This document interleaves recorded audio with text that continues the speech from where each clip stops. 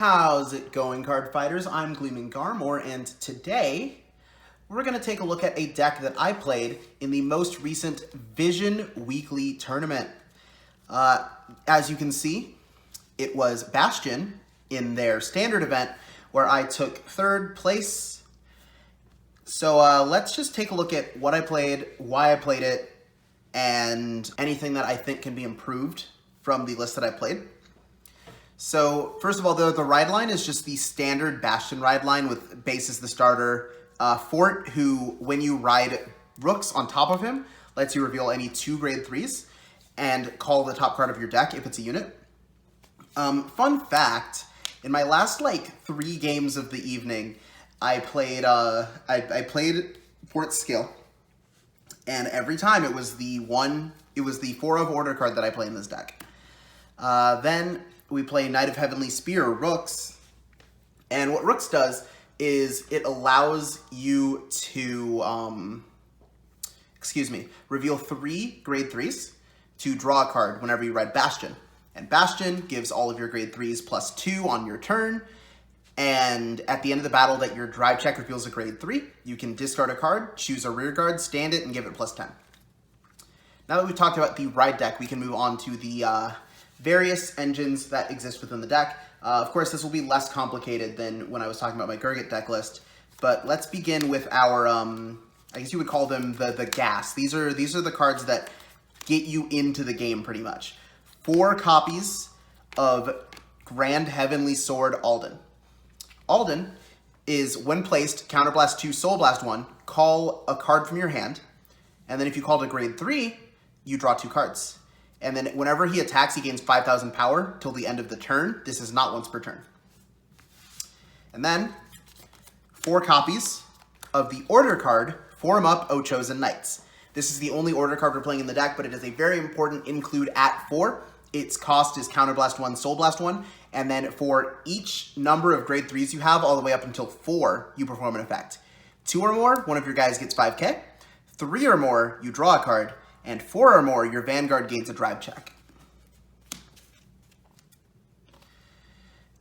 Next, let's talk about our resource engine, which are 4 copies of Knight of War Damage, Fasado. And Fasado here, first of all, he can't be chosen for your opponent's effects, which is huge. Second of all, whenever he hits an attack on Vanguard or Rearguard, you countercharge 1 and soul charge 1.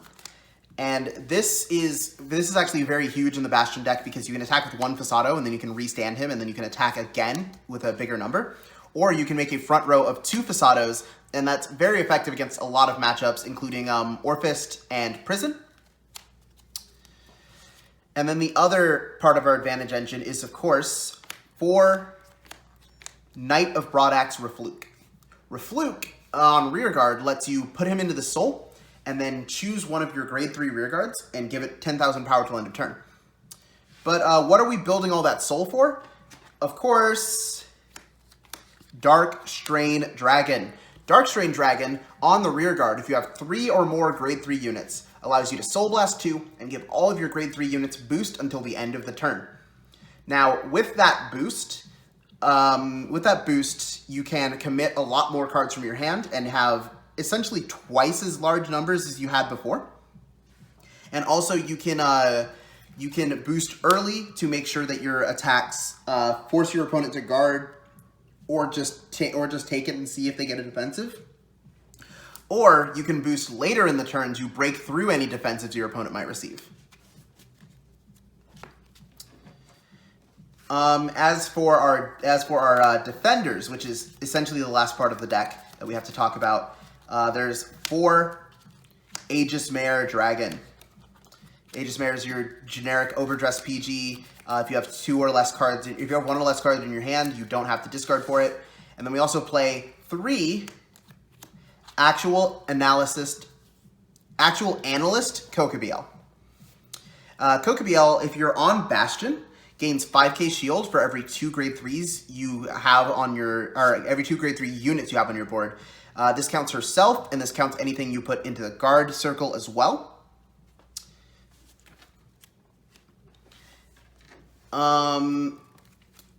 If you put that all together, our deck list looks something like this.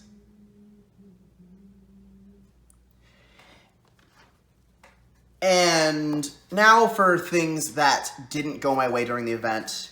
First of all, the guy who won the event actually was playing the Blaster Dark ride line in Hexa Orb Sorceress. And the more I watched the advantage that you could gain off of the Blaster Dark line, the more I realized that that's a thing I wanted to be playing in this deck. Essentially, Blaster Dark, let's start at Javelin. Blaster Javelin, when you ride on top of Blaster Dark, calls the top card of your deck as Rest. Blaster Dark, when placed on Vanguard Circle, allows you to counterblast one and retire a rearguard to retire one of your opponent's rearguards and gain a drive check.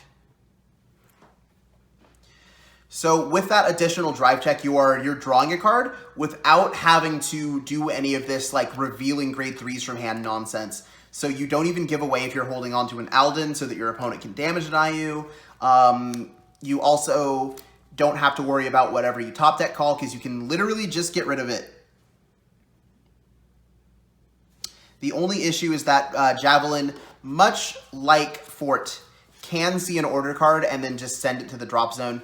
But that's a risk you take. Now, a game plan that you can take while playing this deck is trying to guard as early as possible. Mulliganing for Alden and form up, and then like any grade 3 rearguard and triggers. And here's the thing: is triggers are essentially your only shield, especially in the early game. But you use your triggers to early guard. And then on your opponent's last push before your turn 3, you just take their hits until you're at 3 damage, and then you have the ability to pay for both Alden and form up. And essentially, you're drawing 4 additional cards that turn. Now that I'm shuffled up, let's do an example mulligan. So we draw a Heal, a Dark Strain, a Bastion, a second Bastion, and a Refluke.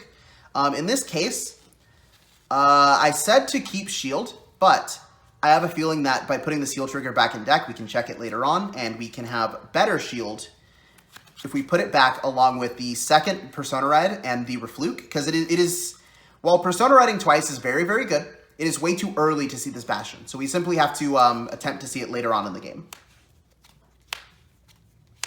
This is what a pretty good Bastion hand looks like, honestly, because we have our Alden, we have our Pasado, we have a Persona Ride, an early game shield, and then either an extender or a card to discard off the ride deck.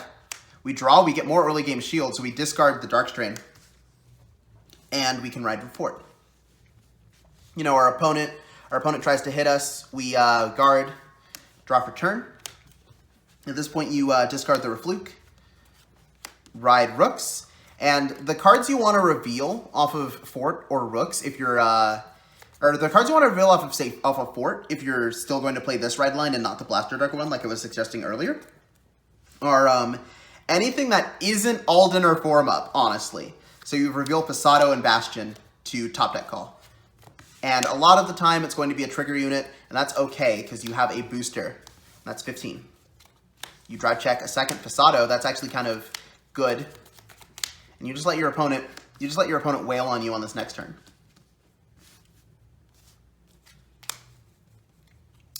So with a hand like this, assuming they gave you the 2 damage, I would sacrifice the Pasado to ride Bastion. And then of course you reveal the Alden, Pasado, Bastion to draw.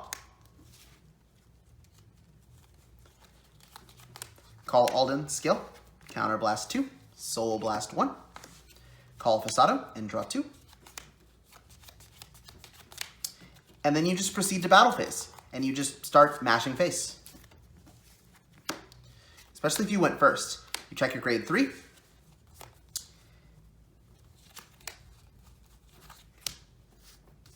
You restand, and you attack some more. But that's essentially the game flow of Bastion, and the kind of hand you want to be looking for, which contains roughly two grade 3s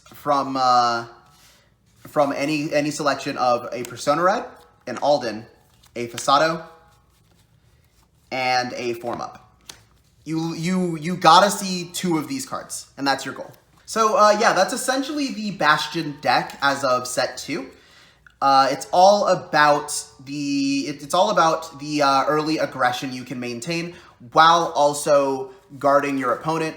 You very much want to go first with this deck and bash a lot of 15k attacks into your opponent's grade 2. But if you can't do that, then remember to keep your guard up on the early game so that they have as much trouble as possible pushing you back into a wall towards the mid to late game. And remember that Alden, while very good, oftentimes if you can secure a board of 4 grade 3s without using Alden's skill, you would rather use Form Up than Alden because Form Up provides an additional drive check, which provides an additional chance to check a grade 3 or a critical trigger. And those are massive opportunities. Anyway, I've been Gleaming Garmor, and I'll see you guys some other time. Bye-bye. Hey, thanks for watching another video. I just want everybody to know that I have a Patreon now for anyone who would like to support me making more videos like this in the future. Support at any tier as low as $1 a month gets you access to a Patreon Discord server where I will be fairly active. It's linked in the description, but if you want to know the URL, it is patreon.com/join/gleaminggarmor. I also have a Ko-fi page for one-off donations. It is ko-fi/gleaminggarmor. Thank you very much. I'll see you guys some other time.